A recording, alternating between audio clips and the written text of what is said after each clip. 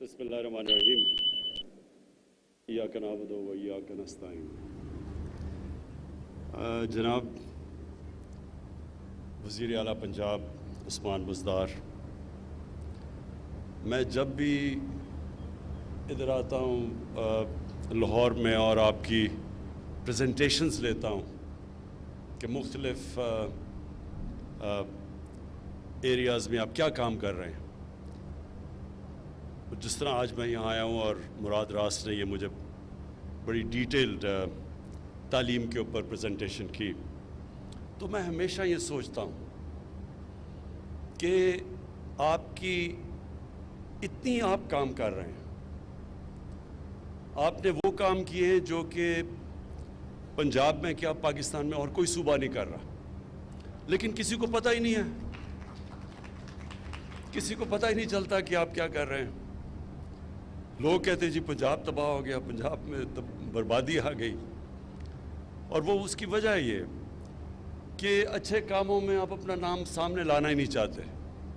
आप चुप करके काम करते रहते हैं और लोग तनकीद करते हैं, ये है वो है वो है। आपको यानी पिछली जो हुकूमत थी वो इतना सा काम करती थी, इतनी प्रोजेक्शन थी, आप इतना काम करते हैं, आपकी इतनी सी प्रोजेक्शन है।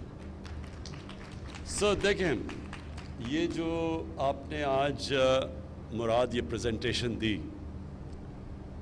आपको पूरी तरह इल्म नहीं कि ये इसमें कितने बड़े काम किए आपने।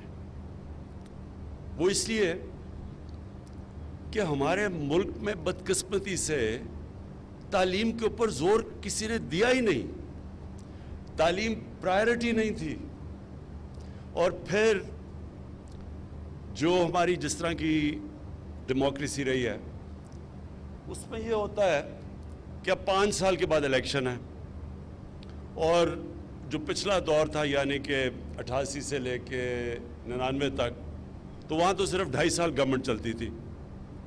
तो जब जो भी पावर में आता था वो ये सोचता था कि मैं वो काम करूँ, अगर मैंने मेट्रो बनानी है तो 5 साल तक कंप्लीट हो ताकि मैं उसके इश्तिहार दे के और अगली इलेक्शन जीत जाऊँ। ना इस मुल्क में डैम्स बनी। आज ये आप सोचें कि हमें सस्ती और साफ बिजली मिल सकती थी पाकिस्तान में अगर हम सिर्फ डैम्स बना देते, पानी के ऊपर बिजली बना देते, जो कि बनाई गई। जो अफसोस से मुझे कहना पड़ता है कि इस मुल्क में डेमोक्रेट्स ने नहीं किया, मिलिट्री डिक्टेटर ने जो 2 बड़ी डैम्स बनाई, और उससे कितनी देर तक पाकिस्तान को फ़ायदा हुआ, हमारी इंडस्ट्री को, लोगों को सस्ती बिजली मिली हमें। लेकिन उसके बाद किसी ने सोचा नहीं कि आगे का फ्यूचर जनरेशन्स का क्या बनेगा, और हमने सबसे महंगी बिजली, और वो भी इंपोर्टेड फ्यूल के ऊपर बना ली, क्योंकि कोई दूर की सोच नहीं थी, शॉर्ट टर्म थिंकिंग थी। इलेक्शन आएगा, ये चीज़ को मैं बेचूंगा और इलेक्शन जीत जाऊंगा। तो ना हमने अपने मुल्क में आने वाली जनरेशन्स के लिए सोचा कि यहाँ मुल्क में हम तबाह कर रहे हैं अपने जंगलात, जो अंग्रेज़ भी छोड़ के गए थे, जंगल छांगा मांगा, और ये इनको भी हमने तबाह कर दिया। और पूरे हमारे बड़े जंगलात, उनकी ऐसी तबाही की कि उसके आने वाली जनरेशन्स पे अगर अब हम ये ना करें, जो हम 10 अरब दरख्त उगा रहे हैं, तो हम उनका मुस्तकबिल मुतासर कर रहे हैं। और इसलिए कि शॉर्ट टर्म थिंकिंग थी।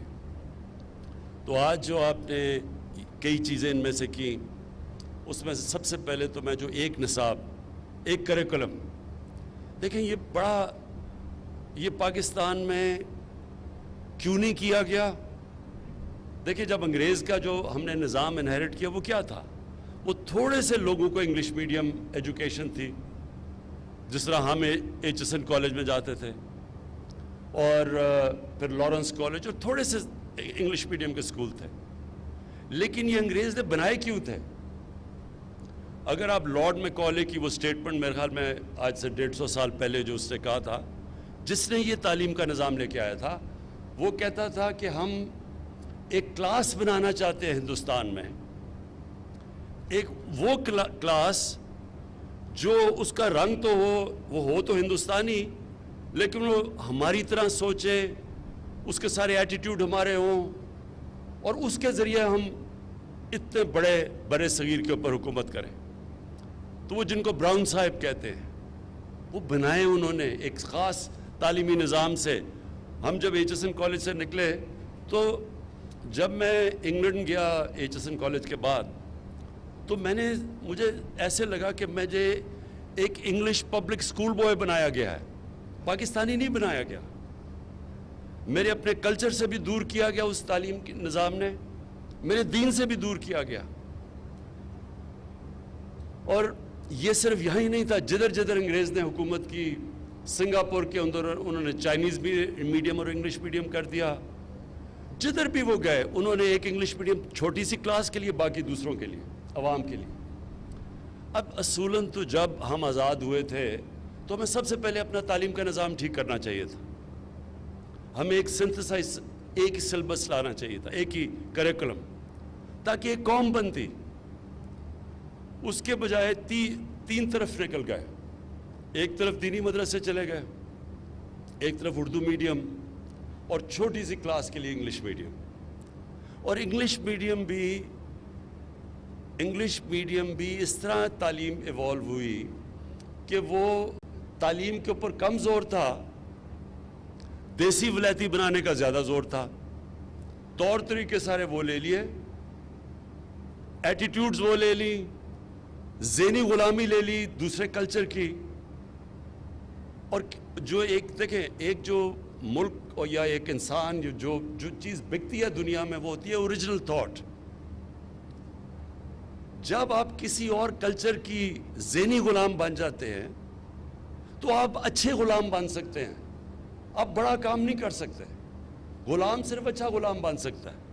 جو ہونا چاہیے تھا ہمیں کہ ہمیں جو بھی تعلیم میں اگر آگے نکل گیا, ہمارے سے مغرب کہاں سے پہنچ گیا تعلیم میں, تو ہمیں ایک اسٹوڈنٹ پروفیسر کی ریلیشن شپ رکھنی چاہیے تھی. ہمارا تعلق ہونا چاہیے تھا ایک اسٹوڈنٹ اور پروفیسر کا, کیونکہ اسٹوڈنٹ پروفیسر سے آگے نکل جاتا ہے, غلام ہی رہتا ہے, اچھا غلام بن جاتا ہے.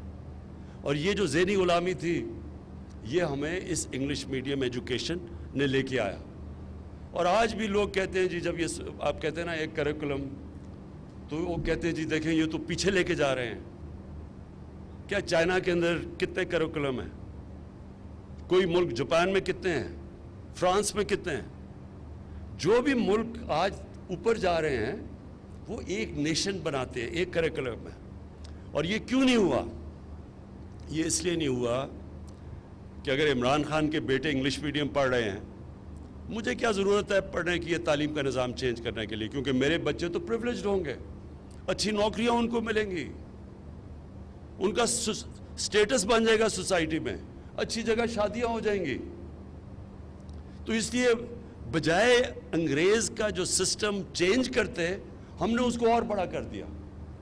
تھوڑے سے انگلش میڈیم سکول تھے اور زیادہ بڑے بن گئے. سب سے آسان, آج اگر آپ نے پیسہ بنانا ہے, ایک انگلش میڈیم کا کوئی نام رکھ دیں, آکسفورڈ, کیمبرج وغیرہ, اس کا سکول کر کے اچھا ایک انگلش میڈیم سکول بنا دیں, آرام سے آپ پیسے بنا سکتے ہیں. اور ہماری گورنمنٹ کی کوتاہی یہ تھی کہ ہم نے اپنا گورنمنٹ ایجوکیشن سسٹم کو نہیں ہم نے ڈیولپ کیا. اور اس سے اگر آج ہم دنیا کا ایک وقت پہ تیزی سے آگے جا رہے تھے, آپ کو پتہ ہونا چاہیے کہ 50 سال پہلے پاکستان وہ ملک بڑی تیزی سے اوپر جا رہا تھا. ساؤتھ کوریا پاکستان آیا تھا, انہوں نے ہماری ماڈل سٹڈی کیا تھا, ملیشیا آیا تھا. ہم دنیا کے اندر اگر ہمارا پریزیڈنٹ باہر گیا امریکہ, تو اگر امریکن پریزیڈنٹ اس کو ایئرپورٹ پہ لینے آیا تو کوئی حیثیت ہوگی نا ملک کی. تو وہ آہستہ آہستہ ہمارا ملک نیچے آنا شروع ہوا. اور اس میں بہت بڑی وجہ ہمارا تعلیم کا نظام تھا. ہم نے صرف ایلیٹس سسٹم بنا دیا, تھوڑے سے ایلیٹ کے لیے اچھی تعلیم, اور باقیوں کو جو باقیوں کا سسٹم تھا. یہ بھی میں آپ کو بتا دوں, گورنمنٹ سکولز میں جب ہم بڑے ہو رہے تھے تو بہترین پاکستان کا انٹلیکچوئل گورنمنٹ سکول سے نکلتا تھا. گورنمنٹ سکول میں سٹینڈرڈ اس سے بہت بہتر ہوتی تھی. آہستہ آہستہ گورنمنٹ سکول نیچے جانے شروع ہو گئے. گورنمنٹ سکول کے اچھے ٹیچرز نے پرائیویٹ سکول کھولے یا پرائیویٹ سکولوں میں چلے گئے, تو گورنمنٹ سکول سسٹم نیچے چلا گیا. اور جو چھوٹا سا پرائیویٹ سکول سسٹم تھا وہ آگے تو گیا, لیکن انہوں نے ہمیں ایک دوسرے کلچر کا غلام بنا دیا. تو یہ جو آپ یہ شفقت محمود اور آپ فیڈرل منسٹر اور آپ نے جو خاص طور پہ کیا مراد، یہ بہت بڑا ایک چینج ہے. یہ ایک وقت آئے گا کہ لوگ ریئلائز کریں گے یہ ایک ٹرننگ پوائنٹ ہے. اور یہ ایک دم میں ٹھیک نہیں ہوگا، یہ مشکل ہے، یہ آسان نہیں ہے. یہ بھی ذہن میں ڈال لینا کہ آسان نہیں ہے. کہیں گے جی ٹیچرز نہیں ملتے انگریزی کے، کیونکہ سر بجائے یہ کہ تھوڑے سے لوگوں کو انگریزی پڑھائیں، سب کو انگریزی پڑھائیں، تو ساروں کو پڑھائیں. کیونکہ اگر انگریزی سے ہائر ایجوکیشن میں آپ نے سیکھنا ہے تو سب انگریزی پڑھیں، لیکن انگریزی ایک سٹیٹس سمبل نہ بنے. فنکشنز ہوتی ہیں، سارے پاکستانی بیٹھے ہوتے ہیں، فنکشن انگریزی میں ہو رہی ہوتی ہے، کوئی انگریز نہیں ہوتا. میں ابھی جب پرائم منسٹر بنا، فنکشن میں دیکھ رہا ہوں انگریزی میں شروع ہو گئی. میں ان سے پوچھا انگریزی میں کیوں بولی جا رہی ہے؟ وہ جی وہ 2 ایمبیسڈر بیٹھے ہوئے ہیں، 2 ایمبیسڈر کے لیے ساری فنکشن انگریزی میں ہو گئی. اور ٹی وی پہ جا رہی ہے، ٹی وی پہ ہمارے عام لوگ دیکھ رہے ہیں. کتنی بڑی توہین ہے ہمارے لوگوں کی جن کو انگریزی آتی نہیں ہے. آپ ایک دوسری زبان میں فنکشن کر رہے ہیں، 80% لوگوں کو انگریزی نہیں آتی، تو ان کو آپ کیا کہہ رہے ہیں؟ کیا آپ کوئی نچلی قوم ہے؟ آپ اپنے لوگوں کے اندر احساس کمتری ڈال رہے ہیں انگریزی میں فنکشن کر کے. کبھی سنا ہے کہ چائنیز بیٹھے ہوں تو وہ 1-2 ایمبیسڈر ہوں تو وہ جا کے انگریزی بولیں؟ کبھی سنا ہے؟ کبھی انگلینڈ میں سنا ہے کہ انگلینڈ میں پارلیمنٹ ہو رہی ہے اور وہ فرینچ میں بولنا شروع ہو جائے؟ یہ کہیں نہیں ہوتا. یہ ہماری پارلیمنٹ کے اندر انگریزی میں تقریر شروع ہو جاتی ہے، سینٹ میں انگریزی میں تقریر. اس لیے نہیں کہ کیونکہ ان کو اردو نہیں آتی، وہ امپریس کرتے ہیں کہ میں پڑھا لکھا ہوں. میں نے عام دیکھا ہوا کئی دفعہ لوگ کھڑے ہوتے ہیں، کسی کو غصہ چڑھ گیا، وہ انگریزی میں بولنا شروع ہو جاتا ہے امپریس کرنے کے لیے لوگوں کو. یہ سٹیٹس سمبل انگریزی نہیں ہونا چاہیے، صرف ایک ہائر ایجوکیشن کے لیے زبان ہونی چاہیے. اور یہ جو آپ نے شروعات کی ہے کہ سب کو ہم اپنے لوگوں کو ایک کریکولم دیں گے، یہ پاکستان کی تاریخ میں بہت بڑی آپ نے موو کی ہے، جو آنے والے ٹائم میں آہستہ آہستہ آپ کو پتہ چلے گا کہ اس کا کتنا بڑا امپیکٹ پڑے گا ہماری سوسائٹی میں. اور ساروں کو ہم کیوں نہ سب کو موقع دیں انگریزی سیکھنے کا. اور بچے بڑی جلدی زبان سیکھ جاتے ہیں. سوئٹزرلینڈ کے اندر 4 زبانیں بچے بولتے ہیں، عام یورپ میں 2 زبانیں بولتے ہیں. ہم کیوں نہیں بچے بڑی جلدی سیکھتے ہیں. تو ہم ان کو موقع بھی دیں. بچوں کو ہمیشہ اپنی زبان میں پڑھانا چاہیے، کیونکہ ساری ایجوکیشن کے اندر جتنی بھی ریسرچ ہے وہ ثابت کرتی ہے کہ سب سے تیزی سے بچہ اپنی زبان میں سیکھتا ہے. اور دوسری چیز، اور یہ بھی مجھے بڑی مراد آپ نے ٹیکنالوجی کا جو استعمال کیا، یہ اس سے بڑی چیزیں سالو ہو جاتی ہیں. دیکھیں ٹیکنالوجی ایک اب اس طرح آئی ہے، یہ جو آپ نے ساری چیزیں بتائیں کہ پوسٹنگ ٹرانسفر پہ پیسے چل رہے ہیں اور جتنی بھی یہ مارکنگ کے اوپر بھی، تو ٹیکنالوجی سے ہم اس ملک میں بدقسمتی سے کرپشن نیچے تک پہنچ گئی ہے. لوگ عادی ہو گئے ہیں کرپشن کے، اور اس کا طریقہ ہی اب یہ ٹیکنالوجی ہے. ہم FBR کے اندر کوشش کر رہے ہیں. 3 سال سے مجھے وہ ہر باری 6 مہینے اور 6 مہینے کہتے رہتے ہیں کہ FBR کو آٹومیٹ کریں، آٹومیشن لے کے آئیں. اور جیسی آٹومیشن آتی جائے گی، جب اس کا جو ٹیکس کلیکٹر اور جو شہری ہے اس کے اندر آپ رابطہ ختم کرتے جائیں گے، کرپشن نیچے آ جائے گی. اور اسی طرح جس طرح ہم نے شوکت خانم ہے، ہم نے آج سے 20 سال پہلے شوکت خانم کے اندر سب کچھ کمپیوٹرائز کر دیا، اپنا سافٹ ویئر ڈیولپ کیا، بالکل پیپر لیس ہو گیا شوکت خانم. اس کا نتیجہ کیا؟ کرپشن ہو ہی نہیں سکتی. جب اب سب چیز آپ کی کمپیوٹرائز ہو جاتی ہے، پیپر لیس ہو جاتا ہے، کرپشن ہم نے اب اپنی کیبنٹ میں کر دیا. پہلے اتنے کاغذ پڑے ہوتے تھے کیبنٹ میٹنگ میں، اب ہماری ساری پیپر لیس ہو گیا. ہم نے اپنی کیبنٹ کو ای گورننس پہ لے آئے. تو یہ جو آپ نے کیا مراد، اس سے بہت فرق پڑے گا. یہ جو آپ نے بالکل ٹھیک کہا کہ پوسٹنگ ٹرانسفر میں پیسہ دینا، اور خاص طور پہ جو ہماری فیمیل ٹیچرز ہیں ان کے لیے بالکل آپ نے ان کی زندگی آپ نے آسان کر دی. یہ بھی بڑا پازیٹیو سٹیپ ہے. جو سیکنڈ چیز کے اوپر میں بات کرنا چاہتا ہوں وہ ہے سیرت نبی. دیکھیں ٹیکنالوجی اتنی تیزی سے ایڈوانس کر رہی ہے، دنیا میں جس ریٹ پہ اب ٹیکنالوجی ایڈوانس کر رہی ہے انسانی تاریخ میں کبھی ایسے نہیں ایڈوانس کیا. تو ٹیکنالوجی کے اوپر تو ہم نے اپنی بچوں کو لے کے آنا ہے، اور بچے اب موبائل فون کی وجہ سے بڑی جلدی ٹیکنالوجی سیوی ہو جاتے ہیں. لیکن جو اس کے ساتھ ساتھ اپنے بچوں کو ہم نے جو تربیت دینی ہے یہ بہت ضروری ہے. یہ جو مینار پاکستان میں جو میں نے دیکھا، شرم آئی، تکلیف ہوئی کہ ہم کبھی ایسے تصور نہیں کوئی کر سکتا تھا جب میں بڑا ہو رہا تھا کہ اس طرح کی حرکتیں ہوں گی. یہاں میں ساری دنیا میں گیا ہوں، جو عورت کی عزت میں نے پاکستان میں بڑے ہوتے ہوئے دیکھا تھا، میں نے دنیا میں ایسی مسلمان دنیا میں تھی لیکن مغرب میں ایسی عورت کی عزت نہیں جو یہاں ہم کرتے تھے. تو جو ہم یہ دیکھ رہے ہیں تباہی، اس کی ایک بہت بڑی وجہ یہ ہے کہ ہمارے بچوں کو تربیت نہیں کی جا رہی صحیح طرح. یہ ہمارے نہ دین کا حصہ ہے نہ ہمارے کلچر کا حصہ ہے. جو حرکتیں اب ہو رہی ہیں، جو سیکس کرائم بڑھتی جا رہی ہے پاکستان میں، جو بدقسمتی سے موبائل فون کی جو نیگیٹو سائیڈ ہے، اس سے جو چیزیں بچوں کو اب موبائل فون پہ نظر آ رہی ہیں، انسانی تاریخ میں بچوں کا یہ ایکسپوجر نہیں تھا. اس لیے بہت ضروری ہے کہ ہم ساتھ ساتھ اپنے بچوں کی تربیت کریں، اور تربیت کرنے کا ایک ہی طریقہ ہے کہ ان کو اپنے نبی صلی اللہ علیہ وسلم کی زندگی سے آگاہ کریں. وہ دنیا میں سب سے عظیم انسان تھے، نہ کوئی آیا ہے نہ کبھی آئے گا. تو جب آپ ان کو ان کی زندگی سے بچوں کو صحیح معنی میں اسٹوڈنٹس کو بتاتے ہیں کہ وہ ایک عظیم انسان کیسے بنے. کوئی دنیا میں جو بھی سکسیسفل لوگ جن کو ہمارے بچے فالو کرتے ہیں، میں عام دیکھتا تھا ایک وقت بل گیٹس یا اسٹیو جابز یا اور بڑے نام جو کامیاب، ایک وقت ڈونلڈ ٹرمپ کی کتاب یہ پڑھا کرتے تھے. میں آج سے 30 سال کی پہلے کی بات کر رہا ہوں. تو جو کامیاب لوگ ہوتے ہیں ان کو لوگ پڑھتے ہیں کہ ہم ان کی کامیابی کا راز کیا ہے. تو دنیا کی تاریخ میں تو کوئی اتنا کامیاب انسان نہیں آیا جتنے نبی صلی اللہ علیہ وسلم تھے. اور اسی لیے قرآن میں حکم دیا گیا کہ ان کی زندگی سے سیکھو، ہماری بہتری کے لیے. اللہ تو بے نیاز ہے، وہ جو حکم کرتا ہے قرآن میں وہ ہماری بہتری کے لیے ہے. تو ہم جب تک اپنے بچوں کو پوری ان کی زندگی سے آگاہ نہیں کریں گے، کدھر سے وہ کدھر گئے، کیسے انہوں نے دنیا میں تاریخ میں سب سے بڑا انقلاب لے کے آئے، وہ کیا کوالٹیز تھی انہوں میں، وہ صادق اور امین تھے.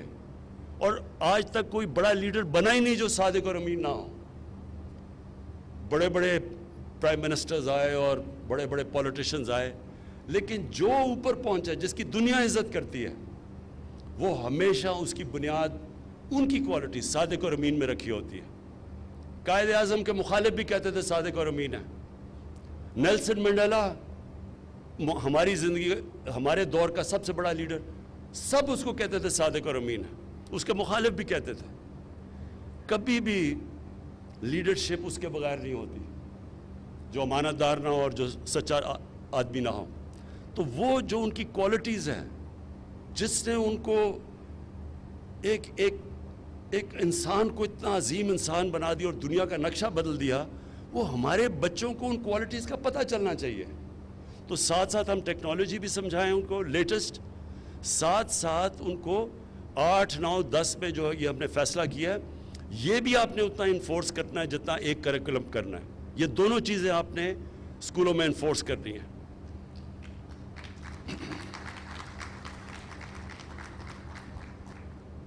میں آخر میں مراد آپ کو مبارک دیتا ہوں. جو مجھے آپ میں چیز پسند ہے وہ یہ کہ آپ میں اس سبجیکٹ کا جنون ہے. پیشن کے بغیر کوئی انسان بڑا کام بھی نہیں کرتا. اگر کھلاڑی بھی ہے تو ایک میں ٹیلنٹ زیادہ ہے، ایک میں پیشن زیادہ ہے. جس میں پیشن ہے وہ کھلاڑی کو شکست دے دے گا جس پہ ٹیلنٹ زیادہ ہے. جو پیشن ہے اس کی وجہ سے لوگ بڑے کام کرتے ہیں. اور آپ نے میں نے جو دیکھا آپ میں پیشن اپنی اس منسٹری کے لیے، تو جب ہم پیشن دیکھتے ہیں چیف منسٹر یا پرائم منسٹر تو ہم پھر اس منسٹری کو بیک بھی کرتے ہیں کیونکہ نظر آتا ہے کہ وہ دل سے کام کر رہا ہے. یہ بڑا امپورٹنٹ کام ہے. مراد اگر آپ نے یہ کامیابی سے اسی طرح اگلے 2 سال آپ کے ہیں, پہلا 2 سال سیکھنے میں لگ جاتا ہے, آپ کے پاس 2 سال اب ہیں, اس میں اگر آپ نے یہ جو چیزیں مجھے آپ نے بتائی ہیں اور یہ جو ٹارگٹ سیٹ کیے ہیں, تو اگر آپ اسی طرح چلتے گئے اور گورنمنٹ سکولز کا سٹینڈرڈ آپ نے اٹھا دیا. دیکھیں گورنمنٹ سکول اس لیے امپورٹنٹ ہے, عام آدمی گورنمنٹ سکولوں میں جاتا ہے, پرائیویٹ سکول سسٹم میں پیسے ہیں تو آپ جاتے ہیں. پرائیویٹ سکول بائی دا وے بڑا زبردست کام کر رہے ہیں, لیکن پیسے ہیں تو پرائیویٹ سکول میں جائے گا. لیکن جو اصل پاکستان کے اندر جو ہمارا ٹیلنٹ بیٹھا ہوا ہے عوام کے اندر, وہ گورنمنٹ سکولز میں آتا ہے. میں آپ کو صرف آخر میں یہ صرف نمل یونیورسٹی کا بتا دوں کہ نمل یونیورسٹی کی افیلیشن تھی بریڈفورڈ یونیورسٹی سے, ڈگریز ملتی تھی بریڈفورڈ یونیورسٹی کی. نمل یونیورسٹیز میں تقریباً 75 سے 80% لوگ اردو میڈیم کے تھے. پہلے ہم ان کو انگریزی پڑھاتے تھے, 6 مہینے انگریزی کا فاؤنڈیشن کورس کرتے تھے. سارے بچے 92% اسکالرشپ پہ تھے, افورڈ نہیں کر سکتے تھے اچھی تعلیم.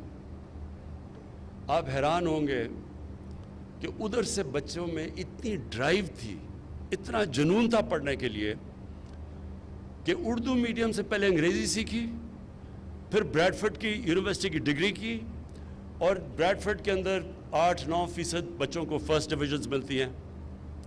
یہاں سے نمل میں بریڈفورڈ کی یونیورسٹیز 55% بچے فرسٹ ڈویژنز لیتے تھے بریڈفورڈ کی. میننگ کہ ان کے اندر اتنی ڈرائیو تھی, انرجی تھی, ان کے اندر بھوک اتنی زیادہ تھی ایکسل کرنے کے لیے. اس لیے ضروری ہے کہ ہم اپنے گورنمنٹ سکولز میں کوالٹی ایجوکیشن دیں. شکریہ.